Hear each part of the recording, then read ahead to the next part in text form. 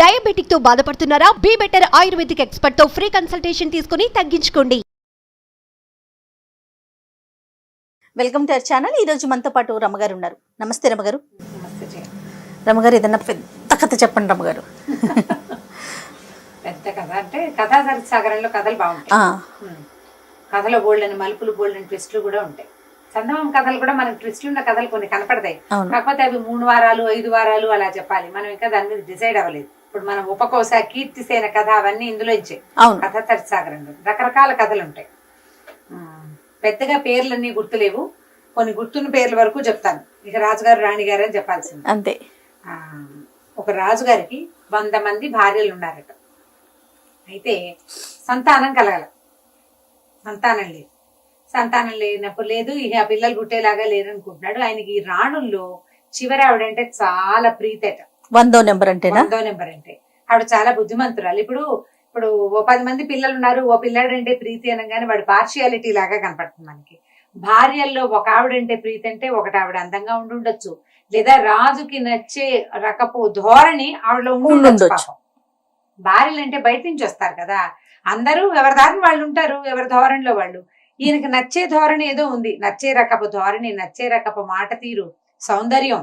ఫలానా పెద్ద కళ్ళు, ఫలానా అదేదో ముక్కు, చంద్రబింబం లాంటి మొహం, చారెడు చెంపకి చారెడు కళ్ళు, బారెడు జడ, ఇవన్నీ ఉంటాయి ఒక్కొక్కరికి ఒక్కోటి.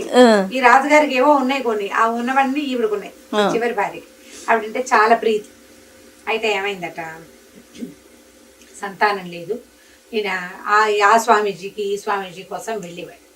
అయితే ఏమైందట, ఒకసారి ఎక్కడో అడవికి వెళ్ళి అంటే వేటకి వెళ్ళి ఆయన తిరిగి వస్తుంటే ఒక ముని కనిపించాడు. నాకు సంతానం లేదు, 100 మంది భార్యలు ఉన్నారు కానీ అని చెప్పేసరికి ఆయన ఏం చేసేట, ఓ బ్రహ్మాండమైన మేకను ఒకదాన్ని ఇచ్చేట, బలంగా పుష్టిగా. ఈ మేకనిచ్చి, అబ్బాయి ఈ మేకను తీసుకెళ్ళి ఈ మేకతోటి ఒక రసకం అంటే సూప్ తయారు చేయించు, మేక సూపు. ఆ సూపుని నీ రసకము అంటారు తెలుగులో. సంస్కృతంలో ఏం పేరు ఉందో అందులో రసకం అనే ఉంది. ఆ పేరు విచిత్రంగా ఉండేసరికి అది గుర్తుందనమాట. ఇప్పుడో చదివాను, చాలా రోజులైంది. నేను ఇంకా మీరు రసకము అనేసరికి సంస్కృతం వర్డ్ అనుకున్నాను. తెలుగులో అలా అంటున్నారు. రసకం బహుశా సూప్ అవుతుందని నేను భావిస్తున్నాను దాన్ని. సూప్ చేయించి చక్కగా మంచిగా అన్ని అంటే హెర్బ్స్ అని వేసి, పుదీనాలు అవి ఇవి వేస్తారు కదా సూపులు చేయడానికి, అది వేసి నీ భార్యలకి ఇవ్వు, తప్పకుండా సంతానం కలుగుతుంది అని చెప్పాడు. ఏదో మంత్రించిన మేక. ఈయన మేకని పట్టుకొచ్చాడు. రాజుగారు మేకని తింటారా లాంటి ప్రశ్నలు లేకండి, కథలో అలా ఉంది అంతే. తింటారు రాజులు, క్షత్రియులు మాంసాహార భోజనం వాళ్ళకి నిషిద్ధం కాదు. అక్కడి నుంచి ఏమైందట, రాజుకి పూజ చేసుకోమన్నాడు. రాజుకి ఒక పూజ కూడా చెప్పాడు, ఫలానా ఒక పూజ చేయమన్నాడు. ఈయన పూజ చేసుకునే టైంలో ఈ 100 భార్యలు తమకు సంతానం కలుగుతుందని ఆనందంగా ఓ చోట కూర్చున్నారు. ఈ చిన్న ఆవిడ మాత్రం పోయి రాజుగారు పూజ చేసుకుంటుంటే ఆయన దగ్గర కూర్చుంది. ఈ లోపల ఈ పూజ, ఈ హోమం, ఈ తతంగం చాలా అయ్యే లోపల ఈ బ్రాహ్మడు, ఈ పండితుడు ఎవరైతే ఈ పూజ చేయించి రసకం కూడా చేయించాల్సిన ఆయుర్వేద వైద్యుడు ఆ మేకతోటి ఆ సూప్ చేయించేసి ఆ సూపును ఒక బౌల్ తోటి తీసుకెళ్లి ఆ 100 మంది భార్యలు కూర్చున్న ఒక ఇది ఉంది కదా ఆస్థాన మండపం, అక్కడికి తీసుకెళ్లి కప్పులో పోసేసి తలా కాస్త ఇచ్చేసాడు. ఈమెకిడే ఉండిపోయింది. వాళ్ళంతా అక్కడే ఉన్నారు. ఇవంతా ఆయన ఎక్కడ లెక్కెట్టుకుంటాడు, రాణి గారులంతా అక్కడ ఉన్నారు అనుకున్నాడు. వాళ్ళందరూ సూపు చేసుకున్నారు. పూజ చేసుకున్నాక రాజుగారు ఏది సూపు అని వచ్చేసరికల్లా మేమంతా తాగేసామన్నారు వీళ్ళు. గిన్నెలో ఏమీ లేదు. ఆఖరి రాణిగారు బికమొహం వేసుకుని రాజుగారి వెనకాల నిలబడి, ఇప్పుడు ఎట్లా, అయ్యో నేను అసలు ఈవిడంటే పంచప్రాణాలు, ఈవిడ కోసమే సంతానం కావాలని నేను కోరుకున్నాను, ఈవిడిని వదిలిపెట్టి మిగిలిన వాళ్ళందరికీ ఇచ్చారు, వీళ్ళు దుంపల దగ్గర ఏం చేయాలా అని ఆలోచించి ఏమన్నాడు, ఆ ఆయుర్వేద వైద్యుని అడిగాడు, అయ్యా వైద్య శిఖామణి ఏమేమి మిగిల్చారంటే, ఏం మిగలలేదు ప్రభు, చర్మం తీసి అవతల వాడసం, కొమ్ములు ఉన్నాయండి అన్నాడు. అయితే ఓ పని చేయండి, ఆ కొమ్ములను అరగదీసి సూప్ చేసి ఇవ్వండి అమ్మాయికి అని చెప్పాడు. కొమ్ములను అరగదీశారు. రాజుగారు తలుచుకుంటే దెబ్బలకి ఏం కదా. సరే ఈ ప్రయత్నం చేశారు. చేసేసరికల్లా ఏమైంది, దాంతో కూడా ఒక చిన్న గిన్నెడు సూప్ తయారు చేశారు. అది చిన్న రాణి గారికి ఇచ్చారు. మిగిలిన వాళ్ళందరూ ముందు తీసుకున్నారు. ఈ మేకలు నరగదీసిన వ్యవహారం కొంచెం లేట్ అయింది. అందరు రాణులు గర్భవతులయ్యారు. 99 మందికి 99 మంది కొడుకులు పుట్టారు. అబ్బా. ఈ 100 ఆవిడికి వీళ్ళకంటే కొద్దిగా వెనక, వీళ్ళంతా ఒక రోజే పుట్టారు. కొంచెం అవతలగా కొన్ని రోజుల అవతల ఈవిడికి ఒక కొడుకు పుట్టాడు. వీడు మంచి బలశాలి. అయితే మేక కొమ్ముల వలన దాని రసకంతో పుట్టాడు కాబట్టి శృంగభుజుడు అని పేరు పెట్టారట. మిగిలిన పేర్లని మర్చిపోయి ఈ పేరు గుర్తుంది బాగా. ఈ పేర్లు డిఫరెంట్ గా ఉండటం తోటి శృంగభుజుడు అని పెట్టారు. పిల్లాడు చక్కగా బుద్ధిమంతుడు, బాగుంటేవాడు. ఇప్పుడు కూడా రాజుగారికి చిన్నరాణి అంటే ఇష్టం, చిన్నరాణి కొడుకంటే ఎక్కువ ముద్దు. ఇలా నడుస్తూ ఉంటే ఏమైంది, పిల్లలు పెద్దవాళ్ళు అవుతుంటే శృంగభుజుడు మంచి ప్రతాపవంతుడుగా తయారవుతుంటే మిగిలిన రాణులు ఏమనుకున్నారంటే, ఈయన 99 మందికి పుడతారులే పిల్లలు, ఈ ఒకదానికి పుట్టపోతే పోయింది, ఏం పోయింది, దాన్ని వెంటేసుకుని తిరుగుదామని అనుకోకుండా ఆవిడకి కూడా సంతానం ఎక్స్పెక్ట్ చేశాడు. దానికోసం ప్రత్యేకంగా తయారు చేయించాడు. పోనీ మేక వల్ల వీళ్ళు పుట్టారు, శృంగాల వల్ల కూడా పుట్టాడు వాడేమో బలశాలిగా ఉన్నాడు. కాబట్టి ఎలాగైనా సరే ముందు రాణి గారి మీద రాజుకే ఇష్టం కలిగించాలి, లేకపోతే ఈ 99 మందికి వీడు పోటీ అవుతాడు. ఆవిడ మనకు ఎలాగూ పోటీయే. సవతుల మత్సరం అంటే ఇలా ఒకే వ్యక్తికి 2-3 భార్యలు అంటే వాళ్ళలో వాళ్ళకి పడదు, గొడవలు వాళ్ళకి నచ్చబాటుగా ఉండదు. ఎలాగైనా ఆ కాస్త అడ్డు తొలగించేసుకుంటే వీడు మనవాడే కదా అనుకుంటారు. అంతేగాని దేనివల్ల ఆ అమ్మాయి అంటే ప్రీతి ఉందో అదేదో మనం కూడా చేద్దాం అని అనుకోరు. అది తీసేస్తే సరిపోతుంది. మానవ సహజమైన నైజాలు ఇవి. సరే ఏం చేశారు, ఈ వీళ్ళలో పెద్ద భార్య ఉంది కదా, ఆవిడ కొంచెం రాజు దగ్గర ఆవిడ కొంచెం మాట చెల్లుతుంది. ప్రీతి చిన్న భార్య అంటే ఉన్న పెద్ద భార్య మాట చెల్లుతుంది. ఒక రోజు రాత్రి ఆవిడతోటి కబుర్లు చెప్పుకోవడానికి వెళ్ళాడు రాజుగారు. ఆవిడ అంతఃపురానికి వెళ్తే ఆవిడ ఏమందంటే, ఏమండి ఈ మన చిన్నరాణి గారు అంతఃపురం కాపలా కాసే ఫలానా వాడు ఒకడు ఉన్నాడు కదా అంటే, అవును ఉన్నాడు, వాడు ఈ రాణి గారికి బాగా క్లోజ్ ఫ్రెండ్, అందుకనే వాడిని తీనివ్వకుండా వాడినే ఉంచుకుంటోంది, కావాలంటే కనుక్కోండి. పనిమాల ఎందుకు చెప్తారు? 99 మంది ఉంటే వాళ్ళందరి మీద చెప్పకుండా తీసుకెళ్లి చిన్నరాణి మీద ఎందుకు చెప్పింది? ఏదైనా నిజం ఉందేమోనని ఆయనకు డౌట్ వచ్చింది, అనుమానం కలిగింది. కొద్దిగా అనుమానం కలిగింది, 1% అని భయం అనిపించింది. ఇప్పుడు ఇలా చెడ్డ మాట వినంగానే అవునా అనిపిస్తుంది కదా, అలా అవునా అనిపించింది. ఏం చేశాడు, మర్నాడు అక్కడికి వెళ్ళాక ఆ అంతఃపుర కాపలాదారినాడు కదా, అతన్ని పిలిచాడు.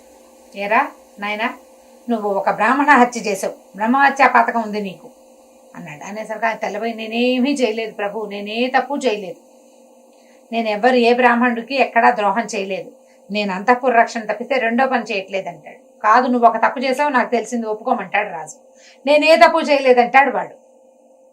వాదోపవాదాలు జరిగినాయి.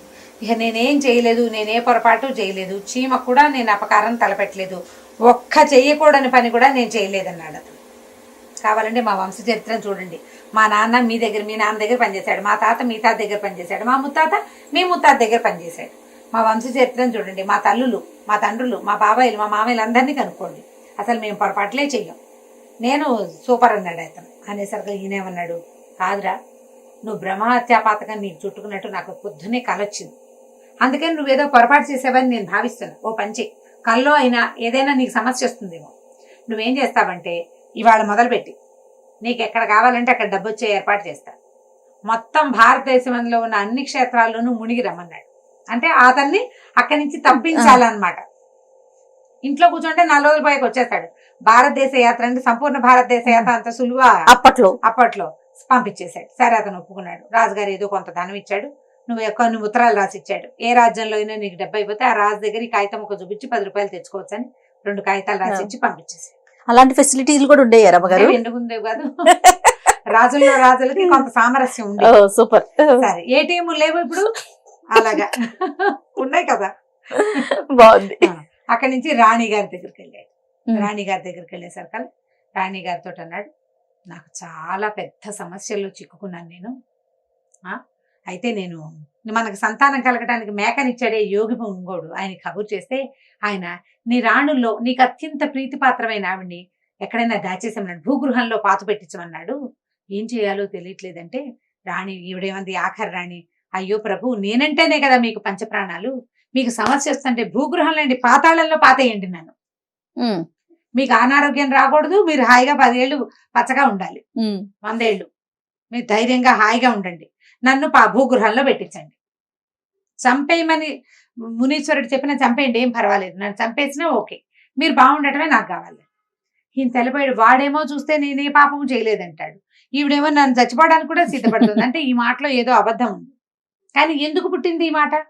ఏదో ఒక 1% కారణమైనా లేకుండా ఎలా పుట్టిందో ఆయనకు అర్థం కాలే.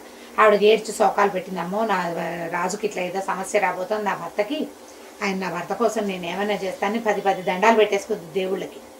భూగృహంలో పెట్టేయండి, నన్ను భూగృహంలో పెట్టేయండి అని బతిమిలాడింది. సరే రాజు అన్నాడు, అయితే ఓ పని చేస్తాను, నీ అంతఃపురం కిందే భూగృహం నిర్మింపజేస్తాను, నువ్వు అక్కడ ఉందిగాను. అంతఃపురంలో లోపలికి ఒక గోడౌన్ తవ్విచ్చారు. ఈవిని బట్టికెళ్ళి అక్కడ పెట్టారు.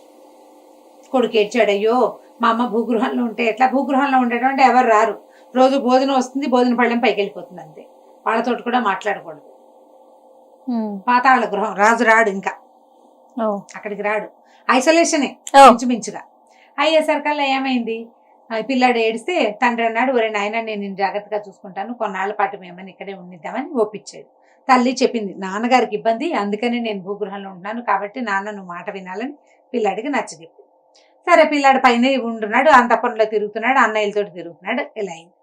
కొన్నాళ్ళు గడిచాక వాళ్ళకి ఏమనిపించింది, తల్లి లేదు కానీ పిల్లాడు దినదిన ప్రవర్ధమానంగా పెరిగిపోతున్నాడు. ఆ తల్లిని అంత పని చేశానని రాజుగారు ఇంకా ముద్దుగా చూస్తున్నాడు ఈ పిల్లాడిని.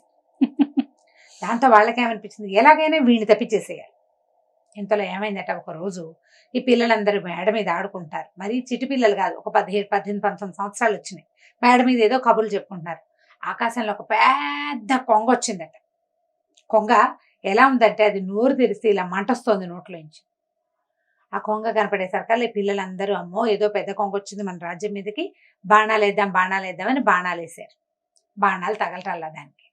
అయితే వీడన్నాడు, శృంగభుజుడు అన్నాడు, నేను కొట్టగలను అన్నయ్య, కానీ ఈ చిన్న చిన్న బాణాలతోటి విల్లులతోటి కుదరదు, పెద్ద విల్లు కావాలంటే ఈ పిల్లల్లో పెద్దవాడు ఉన్నాడు కదా, అందరికంటే మొదటివాడు పెద్దరాణి, పెద్దవాడేం కదా, వాళ్ళంతా ఒక వయసు వాళ్ళే, పెద్దరాణి గారి కొడుకు అన్నాడు.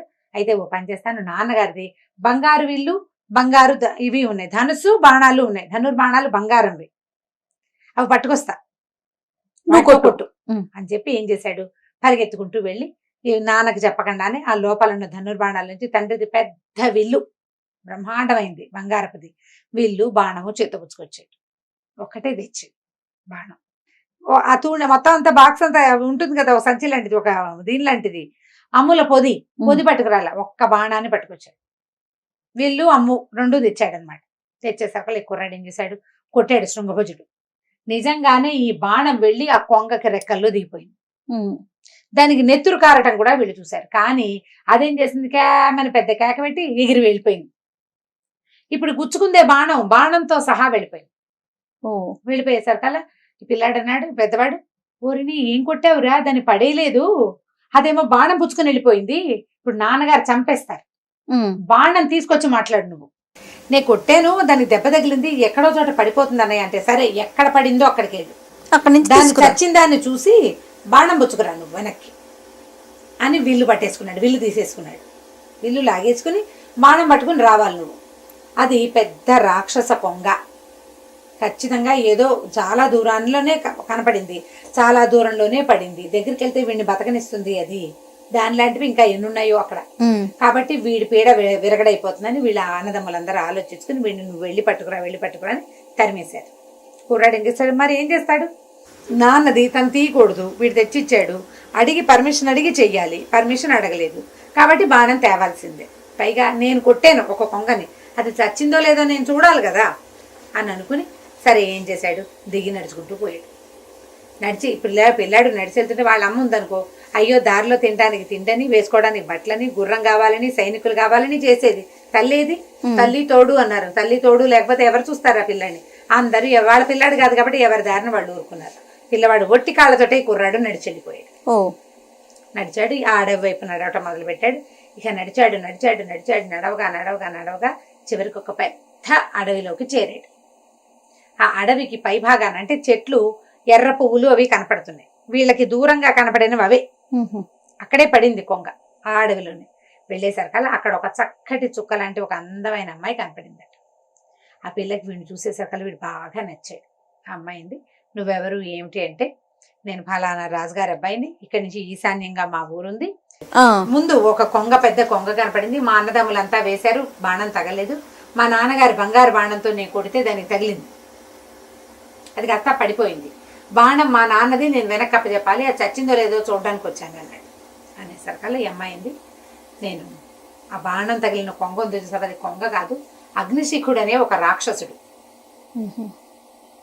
అతను ఇట్లా కొంగ రూపంలో విహరిస్తాడు.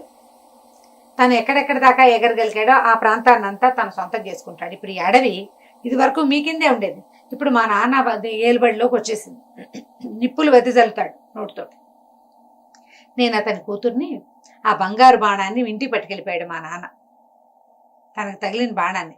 మా దగ్గర బోల్డని మందులు ఉంటాయి, ఆ ఆకుపసర్లు కనుక వేస్తే ఆటోమేటిక్గా హీల్ అయిపోతుంది. హీల్ అయిపోయింది మా నాన్నకి నొప్పి అని చెప్పింది. చెప్పేసరికల్లా అయ్యో ఇప్పుడు నాకు ఆ బాణం కావాలి ఎలాగా అన్నాడు. అయితే ఓ పని చెయ్యి, నువ్వు నాకు బాగా నచ్చావు, నువ్వు నన్ను పెళ్లి చేసుకుంటావా మరి అని అడిగింది. ఈ కుర్రాడికి అమ్మాయి అయితే బాగుంది, ఎవరో ఒకళ్ళు రాజకన్యని పెళ్లి చేసుకోవచ్చు, అది రాక్షసుడు కూతురా అదా ఇదే అని కాదు, ఆ అమ్మాయికి తను నచ్చాడు, తన అమ్మాయికి ఒకళ్ళకొకళ్ళు నచ్చటమే అనమాట ఇంపార్టెంట్. సరే పెళ్లి చేసుకుంటాను అన్నాడు. అయితే ఓ పని చెయ్యి, పద మా నాన్న దగ్గరికి తీసుకెళ్తా. అయితే మా నాన్న ఏమైనా పరీక్షలు పెడతానంటాడు, నేను చెప్పినట్టు చేస్తే నీ బాణము వస్తుంది, నేను నీతోటి వస్తానని చెప్పింది అమ్మాయి. ఇప్పుడు పాతకాలపు ఈ కథల్లో ఆడపిల్లలు ఒక కుర్రాన్నో ఒక రాజకుమార్తెనో ఒక బ్రాహ్మణ్ణో ఒక సైన్యాధ్యక్షుడినో వరిస్తే ఇక వాళ్ళకి అమ్మా నాన్న అక్కర్లా, తండ్రి పరువు మర్యాద వాటి గురించి ఆలోచించేవాళ్ళు కాదు. అలాంటి కథలు మనకి ఇందులో కనపడతాయి. అంటే అప్పటి విధానం అది ఉంది కాబోలు. వరించి వాడి వెనకాల వెళ్ళిపోవటమే, మళ్ళీ వెనకొచ్చి పుట్టింటికి వచ్చి పుట్టింట్లో నాన్న ముద్దు అమ్మ ముద్దు ఆ ధోరణి అప్పుడు లేదు. ఏమిటో మరి కదా ఈ ఇందులో కథా సరిసాగరంలో చాలా కథలు అలాగే కనపడతాయి. వరించి అబ్బాయితో అమ్మాయి వెళ్ళిపోవటమే కనపడుతుంది. సరే బాగానే ఉందా. ఈ అబ్బాయి ఏం చేశాడు, రాజుగారి దగ్గరికి వెళ్ళాడు. వెళ్తే ఆయన పెద్ద పర్సనాలిటీ, బ్రహ్మాండంగా ఉన్నాడు. ఆ రాజు దగ్గరకు వస్తే ఏమన్నాడు, వెళ్ళి చెప్పాడు, అయ్యా నేను ఫలానా రాజుగారి అబ్బాయిని, మీ అమ్మాయి ఫలానా అమ్మాయి, అమ్మాయి పేరు ఏం పెట్టుకుందాం, పేరు నాకు గుర్తులేదు, చిత్రసేన అని పెడదాం పోనీ, చిత్రసేన నాకు చాలా నచ్చింది, మేమిద్దరం పరస్పరం ప్రేమించుకున్నాం, మీ అమ్మాయిని నాకు ఇచ్చి పెళ్లి చేయండి అన్నాడు. అనేసరికల్లా రాజు అన్నాడు, మామూలుగా మా అమ్మాయిని వరించాను అంటే మా అమ్మాయి కూడా నచ్చితే పెళ్లిళ్ళు చేస్తాం, మా పద్ధతే అది. కానీ ఇప్పుడు నువ్వు ఇప్పుడే ఎక్కడి నుంచో వచ్చావు కదా, చక్కగా స్నానం చేసి తయారయ్యిరా, అప్పుడు మా అమ్మాయిని చూసి ఏ అమ్మాయి నీకు నచ్చితే మా అమ్మాయిని చూసి పెళ్లి చేసుకుందు కానీ అన్నాడు. అనేసరికల్లా సరే ఏం చేశాడు, స్నానానికి వెళ్ళిపోయాడు. వెళ్ళబోయేసరికల్లా ఆ పెళ్ళి ఏం చేస్తుంది, రహస్యంగా ఇతని దగ్గరకు వచ్చి చెప్పింది, మా నాన్న మేము 100 మంది అమ్మాయిలం, అందరిని నుంచోబెట్టి ఇందులో నువ్వు ఎవరిని వర్ణించావో చెప్పమంటాడు, మేమంతా ఒకేలా ఉంటాం, నువ్వు గుర్తుపట్టలేవు, ఓ పని చెయ్యి, అందరూ హారాలు కిందకేసుకుంటారు, నేను ఆ హారాన్ని నెత్తి మీద పెట్టుకుంటాను, చూడు జాగ్రత్తగా. మెడలో వేసుకునే హారం వేరు, నెత్తి మీద మొహం మీద పెట్టుకునేవి వేరు కదా. ఈ మెడలో వేసుకున్న హారాన్ని ఎవరైతే పైన పెట్టినారో అది నేను, ఆ జ్ఞాపకం పెట్టుకోమని. సరే ఈ అబ్బాయిని చక్కగా తలంటి పోసారు, ఒళ్ళు నలుగు పెట్టారు, బ్రహ్మాండంగా స్నానం చేయించారు, మంచి బట్టలు కట్టబెట్టారు, శుభ్రంగా భోజనం గీనం చేపించాక సభాభవనంలోకి తీసుకొచ్చాక రాజుగారి కూతుళ్ళందరూ నుంచున్నారు, 100 మంది అందగత్తెలు. అబ్బాయి వీళ్ళలో నువ్వెవరిని వరించావో, ఏ అమ్మాయి నీకు నచ్చిందో ఆ అమ్మాయిని దండ వేయను అని దండిచ్చారు చేతికి. ఇతను మెల్లిగా ఒక అమ్మాయిని చూసుకుంటూ వచ్చాడు. ఏ బిల్లు అయితే ఈ మెడలో వేసుకోవాల్సిన హారాన్ని మొహం మీద పెట్టుకుందో దండేశాడు, ఇక్కడ పెట్టుకుంది అనమాట, నేను నుదుటి మీద పెట్టుకుంది ఆభరణంగా. ఆ అమ్మాయి మెడలో దండేసేసరికి అందరు చప్పట్లు కూడా గుర్తుపెట్టాడు ఈ అబ్బాయి చిత్రసేనని గుర్తుపెట్టాడు అన్నారు. అనేసరికి గెలిచినట్టే కదా. అక్కడి నుంచి ఏమైంది, రాజుగారు అన్నాడు, ఈ అగ్నిశీకుడు బాగుంది కానీ మేము రాక్షసులం కదా, మాకు చాలా పరీక్షలు ఉంటాయి, ఓ పని చెయ్యి, మరి ఇక్కడి నుంచి దూరంగా ఫలానా ఒక పొలం చూపిస్తాను, అక్కడ నువ్వులు చేసిన నువ్వులు కనపడతాయి, పొలం అంతా చల్లేసి రా నువ్వు అన్నాడు. అది చాలా పెద్ద పొలం, ఒక్క మనిషి నువ్వులు చల్లటం అయ్యే పని కాదు. అక్కడి నుంచి అమ్మాయి సరే ఇతను ఏం చేశాడు, రథం వేసుకుని ఆ పొలం దగ్గరికి అక్కడికి వెళ్ళేసరికి అక్కడ చేసి పెట్టిన నువ్వులు అంటే ఎంత ఉన్నాయో తెలుసా, అవి 2 కళ్ళు పట్టదు ఆ రాసి చూడటానికి, ఏవో అంత పెద్ద రాసి నువ్వులు, అంత పెద్ద పొలం. ఈ అమ్మాయి ఏం చేసింది, ఆ పిల్లని తలుచుకున్నాడు, ఇప్పుడు ఏం చేయాలి, ఏముంది ఏమీ చేయక్కర్లేదు నేను చేస్తానుగా ఉండని. ఆ అమ్మాయి విసినకర్ర చేతితో ఇట్లా విసురుకునే విసినకర్ర ఉంటుంది అమ్మాయి దగ్గర, దాన్ని ఇట్లా తీసి విసినకర్ర షేప్ లో చేసుకోవచ్చు, ఒక చిన్న పొల్లాలే ఉంటుంది, ఎప్పుడు కావాలంటే అప్పుడు అది ఓపెన్ చేసుకుని ఏం చేసింది, ఇట్లా నువ్వులు రాసి విసిరంగానే మొత్తం నువ్వులన్నీ ఎగిరిపోయి పొలంలో సెట్ అయిపోయింది, రాసి లేదు. సాయంకాలం అవ్వగానే ఇద్దరు కబుర్లు చెప్పుకున్నారు సాయంత్రం దాకా. సాయంత్రం అవ్వగానే రాజకుమారుడు వెళ్ళాడు, శృంగభుజుడు వెళ్ళి నేను నువ్వులు చల్లేశానన్నాడు. ఈయన అగ్నిశిఖుడు ఆలోచించి చూస్తే నువ్వులు చల్లబడే ఉన్నాయి. అయితే ఏమన్నాడు, నువ్వు చల్లేసావా, నువ్వు వెళ్ళిపోయాక మధ్యాహ్నం నాకు తట్టింది, ఆ నువ్వులు చల్లద్దు, మేము నూనె తీయించుకుంటాం, నువ్వులని పోగు చేసుకురా అన్నాడు. పొలంలో వేసిన నువ్వులు పోగు చేయాలి. మనుషుల వల్ల అవుతుందా? అవదు. సరే ఏం చేశాడు కుర్రాడు, మళ్ళీ అమ్మాయి ఏం చేస్తుంది, నీకేం బెంగలేదు, నీ దారి నువ్వు కూర్చొని నేను చేస్తా. కానీ ఏం చేస్తుంటే కొన్ని లక్షల చీమల్ని సృష్టించింది మంత్రశక్తితోటి. చీమలన్నీ తలా 1 లక్షల చీమలు లక్షల గింజల్ని పట్టుకొచ్చి రాశిగా పెట్టేసింది. అయిపోయింది. మళ్ళీ రాసి వచ్చేసింది. నువ్వులు రాసిని చూసేసరికల్లా వీడిని వదిలించుకోలేకపోతున్నా అని అర్థమైంది అగ్నిశిఖుడికి. ఏం చేశాడు, అయ్యా ఇప్పుడు నేను అగ్నిశిఖుడిని కదా, మా అన్నయ్య ఉన్నాడు ధూమశిఖుడు, చాలా దూరంలో ఒక దేవాలయం ఉంది, నువ్వు రథం వేసుకుని పొద్దు నుంచి సాయంత్రం దాకా వెళ్ళాలి. అక్కడికి వెళ్ళి మా అన్నయ్యని పెళ్లికి పిలుస్తున్నానని చెప్పని శుభలేఖ ఇచ్చాడు. నిన్ను మా అమ్మాయిని నీకు ఇచ్చి పెళ్లి చేస్తున్నట్టుగా రాసిన శుభలేఖ. ఈ శుభలేఖని స్వయంగా పెళ్లి కొడుకే వచ్చి నాకు ఇవ్వాలని మా అన్నయ్య కోరుకున్నాడు. పెద్దవాడు ఆయన కోరిక నేను మన్నించాలి. పొద్దు నుంచి సాయంత్రం దాకా ప్రయాణం చేస్తేనే నువ్వు అక్కడికి చేరుతావు. ఇది పట్టుకెళ్ళి శుభలేఖ ఇవ్వమన్నాడు. శుభలేఖ ఇచ్చి రావటమే కదా. సరే శుభలేఖ పుచ్చుకుని బయలుదేరితే ఈ అమ్మాయి ఏం చేసింది, ఒక 4 వస్తువులు ఇతని చేతులు పెట్టింది. ఏమేమి పెట్టిందంటే రథం మీద ఓ మట్టిగడ్డ, ఓ చిన్న అంత ముంతతోటి నీళ్లు, ఓ ముళ్ళ కంప, అక్కడి నుంచి ఒక చిన్న నిప్పు రాజేసే ఒక సాధనం. ఈ 4 ఇచ్చి నువ్వు ఒక పని చెయ్యి, అక్కడికి వెళ్ళిపో. వెళ్ళాక అక్కడున్న ఒక దేవాలయంలో మా పెద్దనాన్న ఉంటాడు, అంత చక్కగా చూసాక మా పెద్దనాన్నకి శుభలేఖ ఇవ్వు. ఖచ్చితంగా నీ వెనకాల వస్తాడు. వెనక్కి తిరిగి చూసుకుంటూ ఉండు వస్తున్నాడా రావట్లేదని. వచ్చినప్పుడు మొదటిసారి వచ్చినప్పుడు మట్టిగడ్డ వేసి, రెండోసారి వచ్చినప్పుడు నీళ్లు పోసేసి, మూడోసారి వచ్చినప్పుడు ముళ్ళ కంచెలు వేసేసి, 4వసారి నిప్పు అంటించి పడి వెనక్కి తిరిగి చూసుకుంటూ ఉండు వస్తున్నాడా రావట్లేదా అని చెప్పింది. ఈ 4 చిన్న చిన్న వస్తువులే కదా రథం మీద పెట్టుకున్నాడు. రథం తోలుకుంటూ పోయాడు. అక్కడే వెళ్తే ఏమైంది, ఇదంతా ఎంత దూరమో వెళ్ళగా పెద్ద దేవాలయం కనపడింది. మధ్యలో శివాలయం, శివుడు పార్వతి. అంటే శివాలయానికి ఓ పక్కన అమ్మవారు ఉంది, ఇంకో పక్కనేమో వినాయకుడు ఉన్నాడు. అక్కడి నుంచి 2 పెద్ద నెమళ్ళు ఉన్నాయి. ఆ మెట్లు ఎక్కుతూ ఉంటే దేవాలయం మెట్లు పెద్ద నెమళ్ళ విగ్రహాలు ఉన్నాయి. పైకి ఎక్కితే ఏనుగుల విగ్రహాలు ఉన్నాయి. పార్వతీదేవి చక్కగా అలంకరించి ఉంది. వినాయకుడు ఎలుక మీద కూర్చున్న వినాయకుడు విగ్రహం కనపడింది. చూసి దాని చోట్ల దండం పెట్టుకున్నాడు. ఈ నెమళ్ళ విగ్రహాలని ఏనుగుల విగ్రహాలని విచిత్రంగా అతను చూస్తూ అటు ఇటు తిరుగుతుండగానే ఈ ధూమశిఖుడు వచ్చాడు బయటికి. వాడు ఇంకా పెద్ద రాక్షసుడు, అగ్నిశిఖుడు అన్నయ్య. ఏమిటి, ఎవరు నువ్వు, ఎందుకు వచ్చావన్నాడు. నేను మీ తమ్ముడు అగ్నిశిఖుడు కూతురైనటువంటి చిత్రసేనని పెళ్లి చేసుకోబోతున్నాను, మీకు శుభలేఖ ఇచ్చి రమ్మన్నాడు, స్వయంగా ఆహ్వానించి రమ్మన్నాడు మీ తమ్ముడు, ఇదిగోండని శుభలేఖ చేతిలో పెట్టాడు. శుభలేఖ తెరిచి చూసుకున్నాడు ఈయన. శుభలేఖలో ఏముంది, వెంటనే ఇక ఆగలేదు ఈ అబ్బాయి. ఈయన శుభలేఖ తెరిచే లోపల ఈ కుర్రాడికి అమ్మాయి చెప్పింది ముందే, మా పెద్దనాన్న చేతిలో శుభలేఖ పెట్టిన మరుక్షణం నువ్వు గుర్రం ఎక్కేసేయాలి, రథం ఎక్కేసేయాలి. పరిగెత్తుకుంటూ వెళ్ళి రథం ఎక్కేసాడు. రథం ఎక్కి రథం తోలుకుంటూ బయలుదేరాడు. ఈయన శుభలేఖ తెరిచి చూసుకున్నాక ఈ వచ్చిన శుభలేఖ పట్టుకొచ్చిన కుర్రాన్ని చంపేయమని కింద రాక్షస భాషలో రాయబడి ఉంది. ఓహో. ఆ ధూమశిఖుడు ఏం చేశాడు, పరిగెత్తుకుంటూ వచ్చాడు ఈ కుర్రాన్ని పట్టుకోవటానికి. ఈ కుర్రాడు రథం తోలుతున్నాడు, వెనక్కి తిరిగి చూస్తున్నాడు కదా. చూస్తుంటే ఈయన కనపడంగానే ఏం చేశాడు, ముందు మట్టి గడ్డని విసిరేసాడు. విసిరేసేసరికి అది పెద్ద పర్వతం అయిపోయింది, పెద్ద ఎత్తు గుట్ట అయిపోయింది. ఈ ధూమశిఖుడు అట్లా ఎలాగోలాగా ఎక్కి మొత్తానికి ఆ గుట్ట దాటి మళ్ళీ వచ్చి పరిగెత్తుకొచ్చేస్తున్నాడు. వస్తుంటే ఈసారి ఏం చేశాడు, ఒక చిన్న ముంత ఇచ్చింది కదా నీళ్లు, ఈ నీళ్ల ముంత విసిరేసాడు వెనక్కి. కుర్రాడు శృంగ భుజుడు రాజకుమారుడు విసిరేసేసరికల్లా ఏమైంది, ఇది పెద్ద నదిలాగా అయిపోయింది. ఆ నీళ్ళన్నీ దాటుకుంటూ చచ్చి చెడి వచ్చాడు ఈ ధూమశిఖుడు. వచ్చేసరికల్లా ఈసారి ఏం చేశాడు, ముళ్ళకంచి ఇచ్చింది కదా అంత ముళ్ళకంప, ఆ కంపనెత్తి విసిరేస్తే అది పెద్ద అడవి అయిపోయింది. మంత్రశక్తి అనమాట. వీడు ఈ అడవి దాటి వచ్చే లోపల ఈ కుర్రాడు ఏం చేశాడు, వస్తున్నట్టు గమనించుకుని ఈ అగ్గి ముట్టించి వెనక్కి విసిరేసేసరికల్లా నిప్పంటుకుపోయింది. నిప్పంటేసింది. అంటుకుపోయి మొత్తం కాలిపోయింది. ఈ అందులో ఈ ధూమశిఖుడు కూడా ధూమంలో ధూమంగా కలిసిపోయాడు. ధూమశిఖుడు అంటే పొగ, ఆ పొగలో కలిసిపోయాడు. ఇంకా అతను రాల. ఇతను పరిగెత్తుకుంటూ వచ్చేసాడు వెనక్కి. వచ్చేసాక వచ్చిన కుర్రాన్ని చూసి అగ్నిశిఖుడు ఆశ్చర్యపడి, ఎలా వచ్చావు నువ్వంటే, అదేమిటి రథం మీద వెళ్ళాను, రథం మీద వచ్చా, ఇదిగో నువ్వు ఇచ్చిన రథం. అయితే నువ్వు నిజంగా వెళ్ళావని. నిజంగా వెళ్ళాను.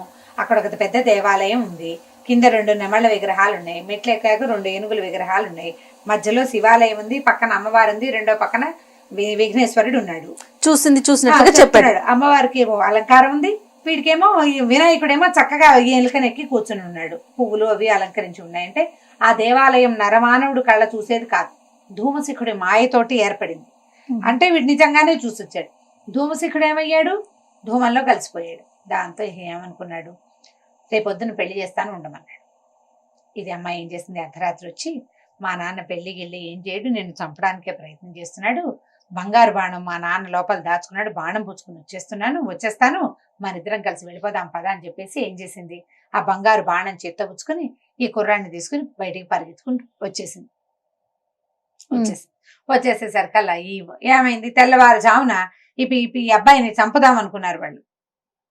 రాక్షసులు వాళ్ళ పిల్లని వీడికి ఇవ్వడం ఇష్టం లేదు. తెల్లవారిపోయిన తర్వాత చూసుకుంటే కుర్రాడు లేడు, అమ్మాయి లేదు. దాంతో ఈ అబ్బాయి వెనకాల పడాలని అగ్నిశిఖుడు ఏం చేశాడు, మళ్ళీ యథారూపం కొంగ రూపం ధరించి పరిగెత్తుకుంటూ వచ్చాడు. కానీ ఇతను రాక్షసుడు కదా, జనరల్ గా ఏం చెప్తారంటే రాక్షసులకి చిన్న మందబుద్ధి ఉంటుందని చెప్తారు. ఈ వచ్చేసరికల్లా ఈ అమ్మాయి వాళ్ళ నాన్న రెక్కల అల్లార్చిన శబ్దం వినపడేసరికల్లా అమ్మాయి ఏం చేసింది, నువ్వు మాట్లాడకుండా ఇక్కడే ఉండని తను ఒక కట్టెలు కొట్టేవాడి రూపం ధరించి చెట్టు కొడుతుంటే సరే ఈ కొంగ అక్కడ ఆగి మానవ భాషలో ఈ అబ్బాయిని అడిగింది, కట్టెలు కొట్టేవాడిని అడిగింది, అబ్బాయి ఒక అమ్మాయి ఒక అబ్బాయి బంగారు బాణం చేత్తో పుచ్చుకుని ఇటు వెళ్ళారా అని. వెళ్ళేసరికల్లా వెళ్ళారు, అయితే వెళ్ళటం అయితే వెళ్ళారు, నాకేమో ఏం చెప్పారంటే రాజు అగ్నిశిఖుడు చనిపోయాడు కదా, ఆయన్ని తగలేయడానికి ఆయన్ని దహనం చేయడానికి కట్టెలు కావాలన్నారు, కట్టెలు మోపు తీసుకుంటాము, ఇక్కడే ఉండవు, ఇక్కడ కొట్టి ఇక్కడే పెట్టమన్నారంటే అగ్నిశిఖుడు తలబడి ఇదేమిటి నేను చచ్చిపోయినా నేను ఎలా చచ్చిపోయాను అని చెప్పి ఏం చేశాడు, ఆ కట్టెలు కొట్టేవాడిని అక్కడే వదిలిపెట్టి పరిగెత్తుకుంటూ వెనక్కి ఇంటికి వెళ్ళి అడిగాడు, ఒరే నేను చచ్చిపోయానా, చచ్చిపోవటం ఏమిటి ప్రభు మీరు ఉన్నారు కదా అన్నారు. అనగానే ఓహో వీడు నన్ను మోసం చేశాడు ఎవడోనని మళ్ళీ ఎగురుకుంటూ వచ్చేసాడు కొంగలాగా. ఈ అమ్మాయి వెంటనే రూపం మార్చుకుని భర్తను తీసుకుని ఇంకా ముందుకెళ్ళిపోయింది, కుర్రాన్ని తీసుకుని ఇంకా బాగా ముందుకెళ్ళిపోయిన తర్వాత మళ్ళీ అగ్నిశిఖుడికి దొరికారు. ఈసారి ఏం చేసింది, ఈ అబ్బాయిని ఒక గాడిదలాగా మార్చేసేసి గాడిద మీద కట్టెలు మోపులుగా పెట్టి అక్కడ ఒక నువ్వు పంటుంటే నువ్వులు కోస్తుంటే అడిగాడు అగ్నిశిఖుడు, నువ్వులు కోసేవాడా, ఒక అమ్మాయి అబ్బాయి ఇటు వెళ్ళారా బంగారు బాణం చేత్తో పుచ్చుకుని అంటే, బంగారు బాణం చేత్తో పుచ్చుకుని వెళ్ళారు గాని రాజైన అగ్నిశిఖుడు మరణించాట, ఆ అమ్మాయి అగ్నిశిఖుడు కూతురుట, ఇదిగో తగలే ఆయన దహనం చేయటానికేమో కట్టెలు ఇచ్చింది, అక్కడి నుంచేమో నువ్వు కోసిపెట్టు, నేను వాటిని నూనె తీసి మా నాన్నని దహనం చేస్తామంది, నువ్వులు తీస్తున్నాను అని అనేసరికల్లా వీడు ఇదేమిటి నేను మళ్ళీ చచ్చిపోయినా అని మళ్ళీ పరిగెత్తుకుంటూ వెనకెళ్ళేసరికల్లా ప్రజలు ఆయన సైనికులంతా నవ్వారు, అదేమిటి ప్రభు మీరు బతికే ఉన్నారు, చనిపోవటం ఏంటి, మీరు చనిపోలేదు, మిమ్మల్ని వాళ్ళు ఎవరో మోసం చేశారంటే సరే నేను బతికే ఉన్నాను అనుకుని మళ్ళీ వచ్చాడు. మళ్ళీ ముందుకు వచ్చేసరికల్లా ఇంకా బాగా ముందుకు వచ్చేసరికల్లా ఈ అమ్మాయి అడవి దాటిపోయిన తర్వాత ఈ అడవి దాటాక ఏమైంది, ఆ అమ్మాయి ఒక సాధారణ మానవ రూపం ధరించిన పిల్ల, మంచి మంత్రశక్తి కలిగింది, తండ్రిని మోసం చేయగలదు, అతనికి శక్తులు ఉన్నాయి కానీ తెలివి తక్కువ తండ్రికి. ఈ పిల్లకి పిల్ల మహా తెలివి. మా భార్య భర్త ఇద్దరంటే రాజకుమారుడు ఈ చిత్రసేన ఇద్దరు పూర్తిగా రూపాలు మారిపోయి కనపడేసరికల్లా ఏమైంది, వీళ్ళనే అడిగాడు, ఒక అమ్మాయి అబ్బాయి వెళ్తున్నారు మీరు చూసారా అని. అమ్మాయి అబ్బాయి చిత్రసేనుడు వెళ్ళిపోయారు అగ్నిశిఖుడు ఇంటికి, వాళ్ళ నాన్నని మోసం చేశానని చిత్రసేన బాధపడుతోంది, అందుకని చెప్పి అబ్బాయి మళ్ళీ అమ్మాయిని వెనక్కి దింపడానికి వెళ్ళిపోయాడు వెనక్కి, ఇద్దరు కలిసి నడుచుకుంటూ వెళ్తున్నారు, నీకు కనపడలేదా అనేసరికల్లా ఏం చేసి అయితే నా కూతురు నా ఇంటికే చేరిపోయిందనమాట అని చెప్పేసి ఇతను మళ్ళీ వెనక్కి వెళ్ళిపోయేసరికల్లా తెల్లవారిపోయింది కదా, చీకటి పడిపోయింది. ఇదంతా అవ్వాలి కదా, ఈ ప్రయాణం ఈ హడావిడంతా.